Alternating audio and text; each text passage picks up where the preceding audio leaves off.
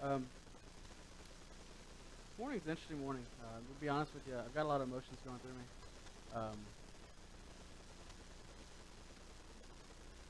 This morning, I've got actually, just go and start with this.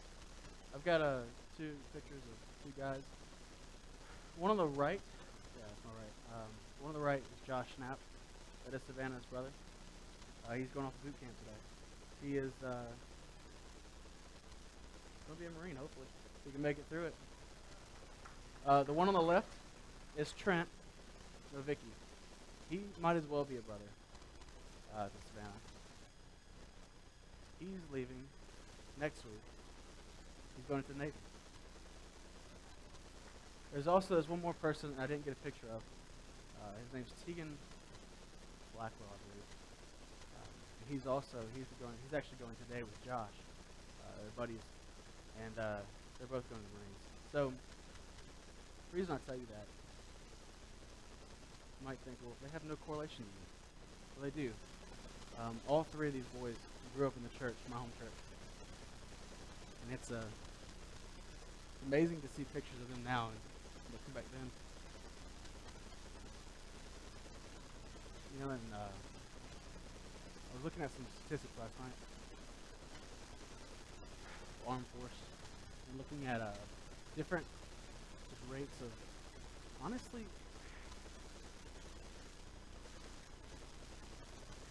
not what they're going to go through tomorrow and the next, up until end of, I guess, September, whatever, when I get back, but what they're going to do for us. I think as a nation, we've been so lackluster, realizing how much our armed forces sacrifices for us every day, physically, mentally.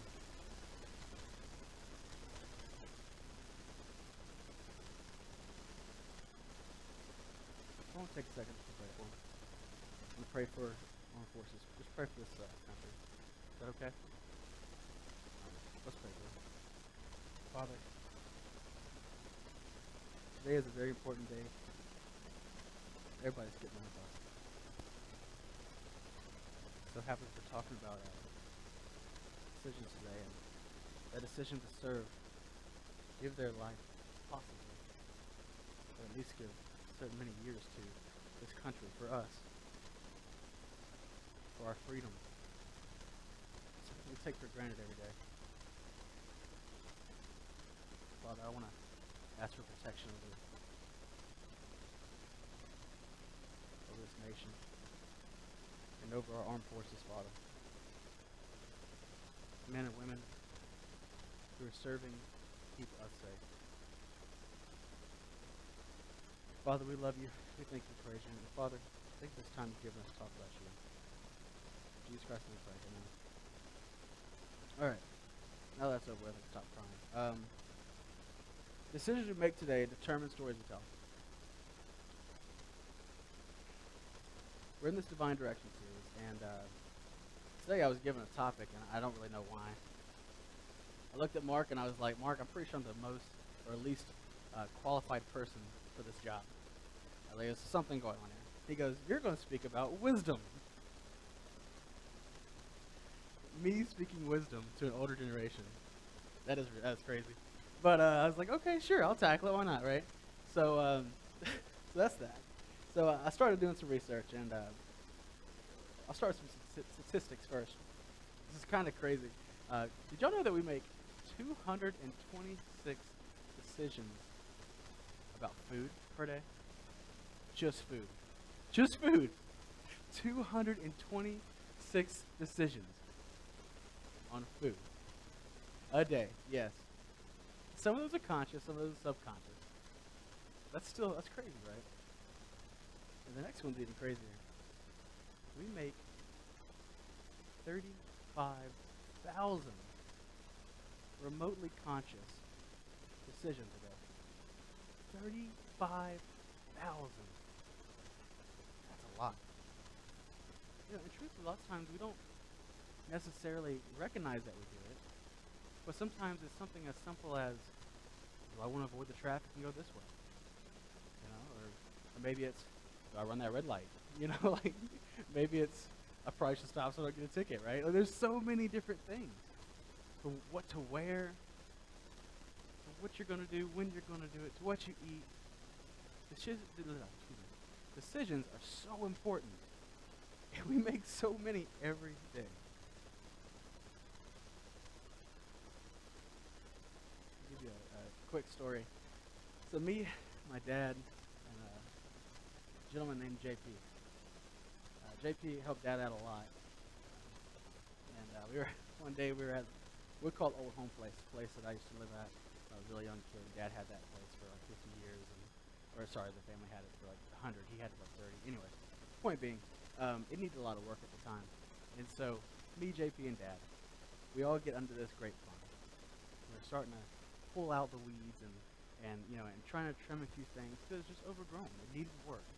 So here we are pulling all this stuff out. And I jump back and I said, snake. That's all I could say. It's a snake.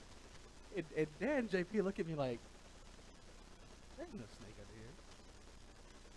under here. And the reason being they thought I saw a snake was they saw the grapevine, at the bottom it's just all into the ground every which way. And so really it could be easily mistaken for a snake. Well, no, I saw a snake. And that thing was black. And I will never forget that thing.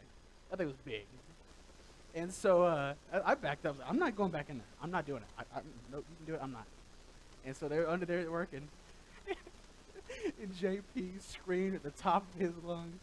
That snake's head went right across his hand. Woo! You talking about decisions? That was a bad decision. But I asked this. I was finding kind of a hard story to begin with today. This was such a good one. Because here we go talking about decisions. And Dad and JP, rather than heeding my knowledge that I saw, thought, oh, well, he's just a young kid. He saw a root and thought it was, thought it was a snake, whatever. That decision, if it would have been a poisonous snake, if one of them would have got bitten, could have changed life right then and there. That quick. And so, we think about it, every decision we make has a consequence. And right now, consequences aren't always bad, right? It's just action after decision. So, next thing is this. We make our decisions, and our decisions make us. Isn't that a good thought? Every decision we make makes us who we are. Good, bad, ugly, everything. So this week, wisdom to discern. True or false? If I follow Jesus, he will map out every decision for my life. Go. Okay, let's do it one time. Think about this, guys. If I follow Jesus, he will map out every decision for my life. Can if you let him, yes. False. Free will. Okay, yeah, so we're really hitting some, I like this. This is good. Yes. So, read this. Paul says in 1 Corinthians, perhaps I will stay with you for a while, or even spend the winter, so that you can help me on my journey, wherever I go. For I do not want to see you now and make only a passing visit. I hope to spend some time with you, if the Lord permits. But I will stay on at Ephesus until Pentecost, because a great door for effective work has opened to me, and there are many who oppose me. So you look at that and go, here's Paul, one of who I consider the greatest people in the Bible, making a decision. And he says, if the Lord permits me. But he also says, I hope. He says, perhaps. Then he talks about time. He says, for a while. You see, Jesus should be in every decision we make, right? What you just said. Said that if we allow him, yes.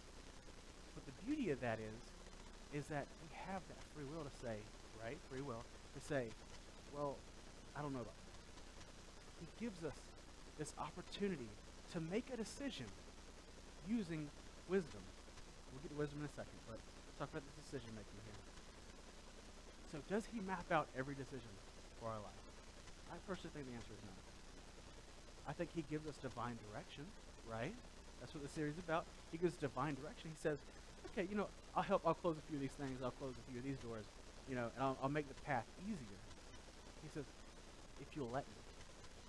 That's the big key right there, right? If you'll let me.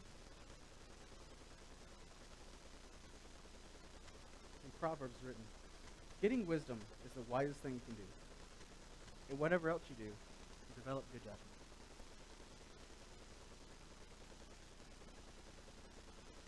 Getting wisdom is the wisest thing you can do. And whatever else you do, develop good judgment.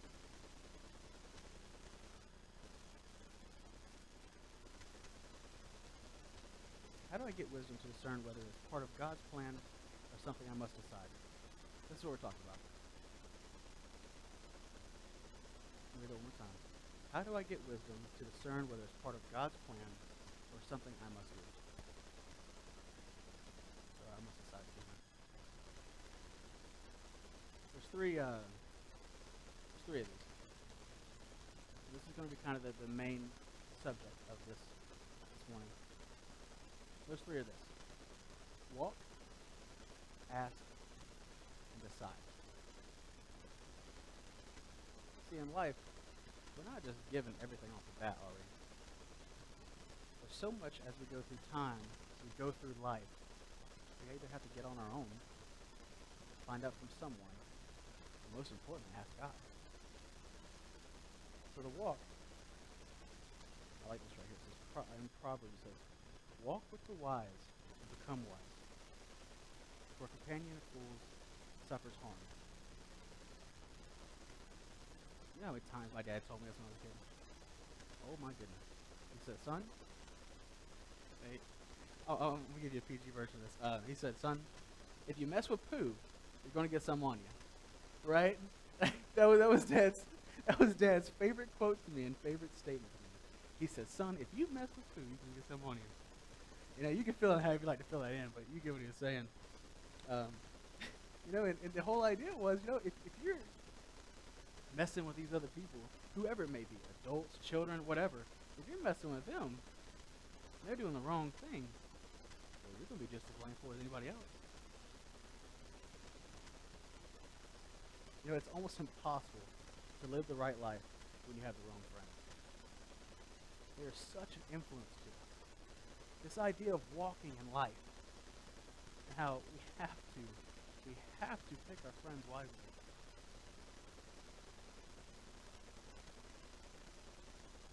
Second, ask. James says this, if any of you lacks wisdom, you should ask God,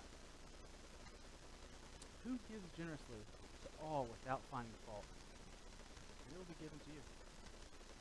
If you lack wisdom, you should ask God. So he said walk, right? He said, talking about walking with people around us, letting them have a little bit of direction in our lives. Then we go to ask. Anytime you feel like something's going on in life and you're like, I don't know about that one. That one's kind of rough. Your friends say, oh, do this, do that, do this, do that. And you're like, I don't know. Turn to God. I know this is probably tricky, too, because you're thinking, well, Tyler, I don't always have time to ask God. Make time. Why let somebody rush you into making a decision? Why? Did anybody watch the Johnny Carson show? Anybody? You? That was a long time ago. I know. All right. Johnny Carson show. There's this young boy, and he's sitting on the stool. Does anybody know the story? No. Okay, good. All right. So he's sitting on the stool, and Johnny Carson asked him a question. Just say he says, what's your favorite food? Good question, right? Everybody likes food. What's your favorite food? And he does this. And he sits there for at least 5, 7, 10 seconds. And he thinks about his answer. The reason he was on the show was because he was considered one of the smartest boys at the time. Youngest man, they would call him. Really, really smart. And the reason being is He did not rush to decisions. So why am I going to rush my answer? He sat there and thought about it meticulously. Well, I like watermelon. That's pretty good, right? I like pizza. But what type of pizza do I like? All these things. I think, if we take this and put it towards a bigger question of what house am I going to buy? What car am I going to buy? Wait, used? Do I get new? I think lots of times they're like, oh, let's just go to the dealership and see what they got. You know? That's not always a bad thing. But you might have been able to save money if you just take a second and just thought about it and said, well, wait a second. So, walk, ask God. Oh, and then last is decide. Decide. Where there's no moral command, God gives you wisdom to choose. I kind of touched on this a second ago. But that's okay. Yeah, so very simply put, decide. Where there isn't God saying, okay, I'm putting you here to do this. I'm giving you this opportunity. I'm putting it on your heart. Sometimes we do decisions about what toy should I get my kid for Christmas? What? um, what color should I get a car? I mean, there's some dumb stuff out there. There's also some big things like, do I want to take a risk on this? Is this a good investment call? Whatever you're going through, sometimes we have to say, okay, God gave us a Bible, right? He gave us this wonderful thing. It's got 66 books in it, and it has a lot of knowledge. And he says, you know what? If you don't feel like I'm directing you, look in my word. Look in my word. It's there. It might take you a couple minutes to find it. Well, nowadays, I guess you got Google search, so let's look up, what does the Bible say about this? And just that time, just that little bit of investigation could save you. Big time. In Thessalonians 3:1 says this, so when we could stand it no longer, we thought it best to be left by ourselves in our homes. They said, you know what? I don't know that God's got anything else for us here, you guys. We think it's best to leave. Had to make a decision without God saying, here, this is what you need to do. This is what you need to do. That'd be a very boring life, wouldn't it? It'd be a good life, don't get me wrong. But making decisions makes us who we are. That's where free will comes into play. Because life is so much more than just go, go, go, go, go.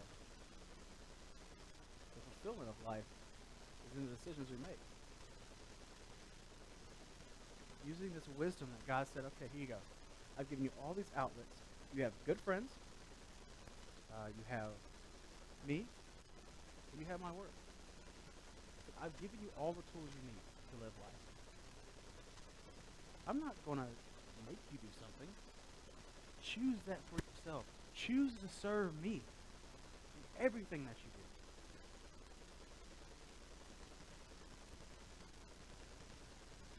And last but not least, the wonderful part about this, even if you do mess up, God forgives us, right? Isn't that the beauty of it? God said, it's okay. I've got a plan for that. Do you think I'm a small God? No, I'm massive. I got a plan for that. I'll take care of that. I forgive you. The Lord says, I will guide you along the way, the best path of your life. I will advise you and watch over you. So when you stumble, this is not part of that, but when you stumble, I'll be there to pick you up. I'll be there to pick you up. Isn't God amazing? I mean, think about that. To give us an opportunity to say, okay, you can make your own choices. I'll guide you and lead you the best I can. I'll give you every outlet that I can. But in the end, you have to pull the trigger. You have to make the choice. But I'll give you that wisdom to discern.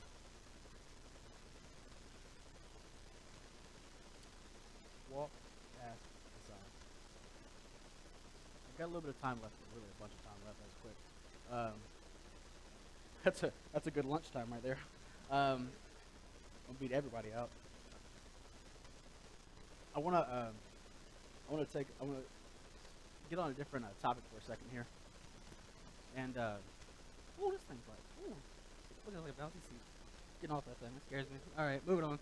All right, just stand up. Sounds like a better idea to me. So I want to talk about something else. I want to switch gears. This is something that this past Wednesday. I was trying to decide. I was like, what do I want to write about? How do I talk about wisdom? How does this fit in this divine direction and all these things? And I was so worked up about it. I was like, I don't know. I'm like, you know what? I'm like frustrated. I don't know what to write.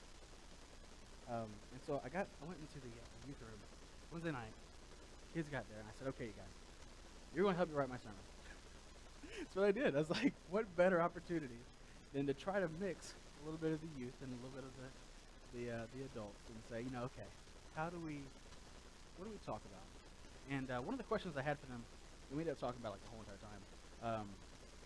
I've heard it in the past, and I feel like it's still a thing, that there is a disconnect between the oldest generation and the youngest generation. So if there's not with you, if you're plugged in somewhere, that's awesome. I'm proud of you.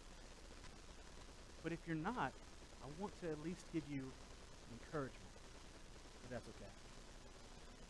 So I was in there talking, and I asked him, I said, have you ever had an opportunity when someone older than you said something and gave you wisdom, and gave you an opportunity to do something better than you were going to do? How did it affect your situation? How did that look? And I remember a few different ones, answer the question, and it was a lot of like, my parents said, don't hang out with people. And come to find out, they were the worst possible people to hang out with. And then, sometimes it was about a grandparent who said maybe the same thing, or said, son, maybe you should invest your money elsewhere. When I was your age, I love that statement, when I was your age, but there's so much to be said about that. So much. So what I want to say is this. Don't feel like that my generation, younger than me, whoever, don't feel like they don't want your advice. Truthfully, I feel like we don't know how to ask for it sometimes. We feel like sometimes maybe we're a burden to you. Sometimes it feels the same way with y'all. I hear that a lot too. And the truth is, we all have a place in this world. We all have wisdom to give. We all know a little something about something, right? And somebody needs that from you. This idea of wisdom to discern, sometimes people are going to ask God, right? They're not going to be like, we should want to do that, right? That's something we should be like, I want to ask God first. But sometimes we don't do that. Sometimes the first person we call is who? It's our parents. It's our grandparents. We say, hey, I've got this big decision. I've got a job opening.